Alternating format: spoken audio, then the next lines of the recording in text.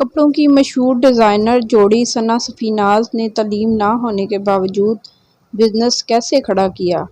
Lawn کی شوقین خواتین ثنا سفیناز سے تو واقف ہی ہوں گی۔ ڈریس ڈیزائنر کی یہ مشہور جوڑی نہ صرف 10 سال کی عمر سے پکی سہیلیاں ہیں بلکہ بہت کم لوگ اس بات سے واقف ہیں کہ سفیناز ثنا کی بھابھی بھی ہیں۔ سفیناز اپنے بزنس کے بارے میں بات کرتے ہوئے کہتی ہیں کہ انہوں نے اور ثنا نے یہ سوچ کر بزنس شروع کیا کہ وہ صرف 1 سال یہ تجربہ کر کے دیکھیں گی کہ ان کا بزنس چلتا ہے یا نہیں، اور پھر سفیناز کے والد نے انہیں 25,000 اور ثنا کے شوہر نے 75,000 روپے دیے، جو اس زمانے میں بہت بڑی رقم تھی۔ سفیناز کہتی ہیں کہ جب انہوں نے بزنس شروع کیا تو ان کے پاس ایک درزی اور ایک کاریگر تھا،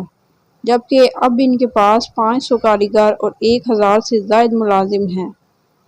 ثنا سفیناز کے آؤٹ لیٹس ملک کے تمام بڑے شہروں میں موجود ہیں۔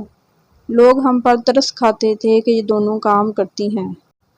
سفیناز اپنے بزنس کے اوائل دنوں کے بارے میں بات کرتے ہوئے کہتی ہیں کہ 25 سال پہلے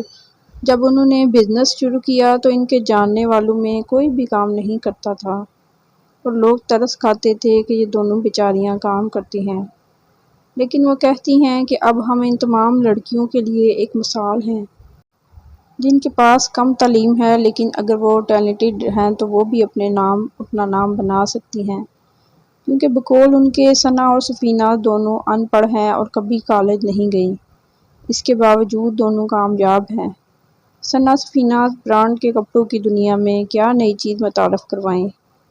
اس بارے میں بات کرتے ہوئے سفیناز نے بتایا کہ انہوں نے ہی پاکستانی لان کو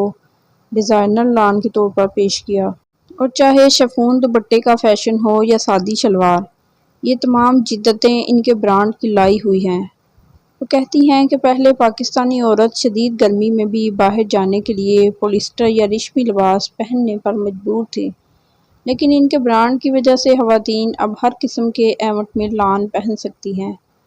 سفیناز کہتی ہیں کہ وہ اپنی تمام تر کامیابیوں کا سہرا اپنی والدہ کو دیتی ہیں،